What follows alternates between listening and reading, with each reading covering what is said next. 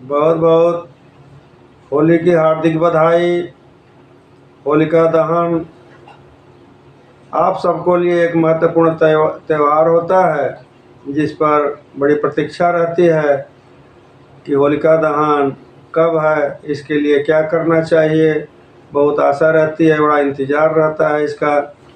तो होलिका दहन इस बार तारीख 13 मार्च 2025 दिन गुरुवार को सायंकाल जलाया जाए। होलिका दहन का यह मुख्य पर्व सनातन धर्मावलंबियों के लिए एक महत्वपूर्ण पर्व के रूप में माना जाता है।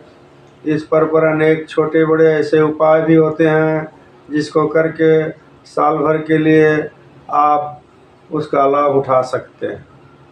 होलिका दहन कब करना चाहिए, कैसे करना चाहिए? तो होलिका दहन के लिए पहले इसकी मुहूर्त कैसे निर्धारित की जाती है। होलिका दहन के मुहूर्त के लिए 3 चीज़ों का होना बहुत आवश्यक होता है।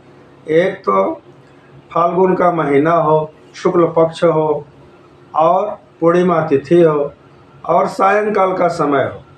तो सायंकाल के समय यदि भद्रा काल ना रहे तब होलिका दहन किया जाता है। तो होलिका दहन रात्रि में 10:37 पर किया जाएगा, क्योंकि 10:37 तक भद्रा काल है। उसके बाद से काशी विश्वनाथ पंचांग के अनुसार उत्तम तिथि बताई गई है। और दूसरे दिन होली का रंगोत्सव शुरू किया जाएगा, जो सब लोग सौहार्दपूर्ण रंग लगाएंगे और होली मनाएंगे। होलिका दहन में कुछ छोटे से ऐसे उपाय हैं जिसको करके आप बहुत ही अच्छे फल की प्राप्ति कर सकते हैं, कष्टों से मुक्ति पा सकते हैं, अपने समस्याओं से भी मुक्ति पा सकते हैं। तो क्या क्या करना चाहिए? प्रथम उपाय बताए हैं कि जब होली जले तो होली जलने के बाद अग्नि का परिक्रमा करना चाहिए। परिक्रमा करने के बाद आप देखे होंगे कि होली में कुछ लोग कुछ सामग्री ले जाते हैं और डालते हैं। वह सामग्री भी अलग अलग होती है और उस सामग्री का कुछ महत्व भी होता है। तो होलिका दहन में सबसे पहले गाय के उपला डालने से जो नकारात्मक आपकी चीज़ें हैं वह दूर हो जाती हैं और पॉजिटिव थिंकिंग आती है, उत्साह बढ़ता है।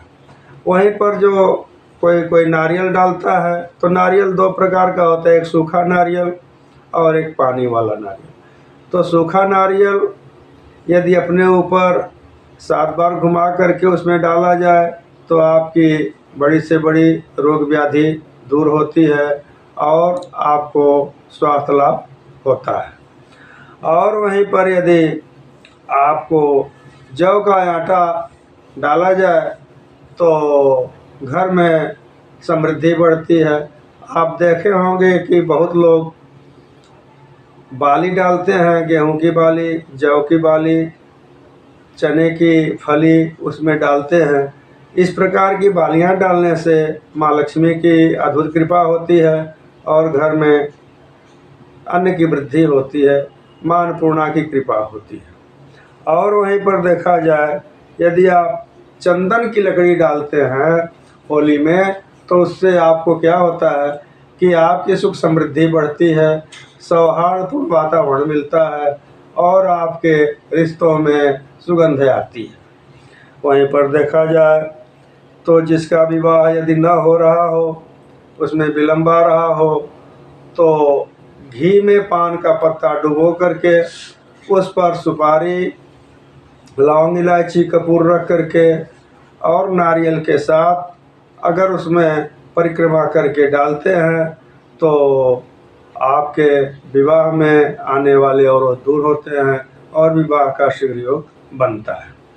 और एक उपाय महत्वपूर्ण है, यदि आप नारियल के साथ मीठा डालते हैं तो मीठा डालने से महालक्ष्मी की कृपा प्राप्त होती है।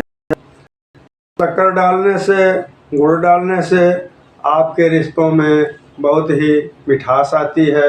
आपका रिश्ता माधुर्यपूर्ण रहता है, जो जीवन के लिए बहुत अच्छा रहता है। इस प्रकार से अनेक उपाय हैं जो आप करके होली का लाभ उठा सकते हैं और अपने समस्या को दूर कर सकते हैं। इस प्रकार से होली का त्यौहार आप सब लोगों के लिए हितकारी हो, कल्याणकारी हो, मंगलकारी हो। होली की बहुत बहुत बधाई। हैप्पी होली।